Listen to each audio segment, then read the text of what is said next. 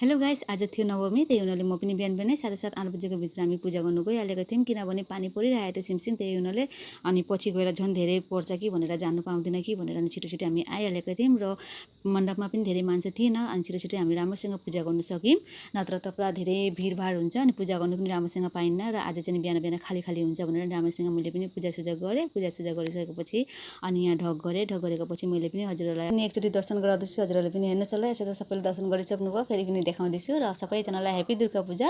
अनि म पूजा गरिसकेपछि अञ्जली लिएर अनि म सिधा आएँ मामाको घरमा, किनभने माइजूले राख्नुभएको थियो नवरात्रि व्रत 9 दिनको। र त्यही हुनाले आज कन्या केटी खिलाउने दिन थियो, र त्यही भएर म पनि मेरो छोरीलाई लिएर गएँ। अनि हजुरहरूले यहाँ हेर्न सक्नुहुन्छ मा दुर्गालाई कति राम्रोसँग सजाउनु भएको छ, भोग लगाउनु भएको छ।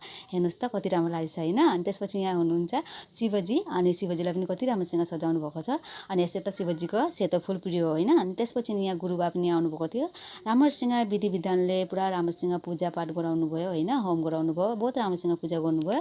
अनि यता कन्या केटीलाई बसाउनु भएको छ। अनि त्यसपछि यता मामा र माइजू पनि बस्नुभएको छ हात जोडेर। अनि त्यसपछि यहाँ गुरुबाले पनि हेर्नुहोस् त मन्त्रले परि गुरुबाले जसरी भन्दै जानुहुँदैछ र मामा माइजूले पनि त्यसरी नै गर्दै जानुहुँदैछ। र यो नवरात्रिको व्रत राख्नु पनि बहुतै भाग्यमानीको कुरा हो, सबैले गर्नु सक्दैनन्। अनि राम्रोसँग जसले गर्छ उसको सफलता पनि हुन्छ।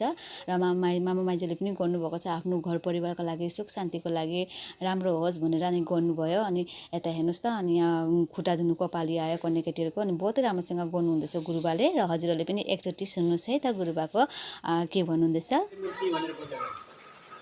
त्रिपुरा त्रिपुराधारा त्रिवर्षी ज्ञानरूपिणी त्रैलोक्यमोदिता देवी त्रिमूर्ति पूजामि कन्यावासं तद्भोगे भाग्य अब 4 वर्ष की भए कालिका कल्याणी नाम है। कालितमा कालतिका कालिना हृदयासमा कल्याणी गणेश देवी कल्याणी पूजामि। 3 नंबर कन्या 4 वर्ष की, उसको नाम हो कल्याणी। बारी आयो टिका लगाउनुको लागि कन्या केटीहरूलाई, र मामाले लगाइदिनु हुँदैछ कन्या केटीहरूलाई टिका। अनि त्यसपछि त्यहाँ माइजूले पनि यहाँ माला लगाइदिनु हुँदैछ। र एउटा माला चाहिँ अलिक ठुलो भएछ, मतलब खुस्केछ क्या त्यो गाँठी चाहिँ। अनि यता फेरि गाँठी लगाइदिनु हुँदैछ माइजूले। अनि एक एकजनालाई गर्दै अनि यहाँ माला लगाइदिनु हुँदैछ माइजूले। अनि माला लगाएको पछि त्यसपछि यता मामाले दक्षिणा दिँदै जानुहुँदै थियो, र अनि यता माइजूले पनि चुन्नी लगाउँदै जानुहुँदै थियो। र हेर्नुहोस् न यहाँ चुन्नी लगाउँदै माइजू त पुरा इमोसनल भइहाल्नु भएको थियो, पुरा रुनु थाल्नुभयो। अब के गर्नु होइन, अब मन अब के भन्ने नि, माइजू त हुनुहुन्छ अलिकति इमोसनल खालको। अनि त्यसपछि अनि यता अब राम्रोसँग गर्नुभयो पूजा, राम्रोसँग पार भयो, मतलब नवरात्रिको व्रत 9 दिनको होइन, खुसीले राम्रोसँग पार भयो भनेर अब खुसीको आँसु भनौँ न होइन। अनि जे पनि होस् राम्रोसँग भयो, धेरै खुसी लाग्यो। अनि यता कन्या केटीको सबै थोक गएपछि अनि यता भोग लगाउनु भयो, अब खाना खिलाउनु हुँदैछ। र आजको भिडियो कस्तो के लाग्यो कमेन्ट बक्समा भन्नुहोस् होला।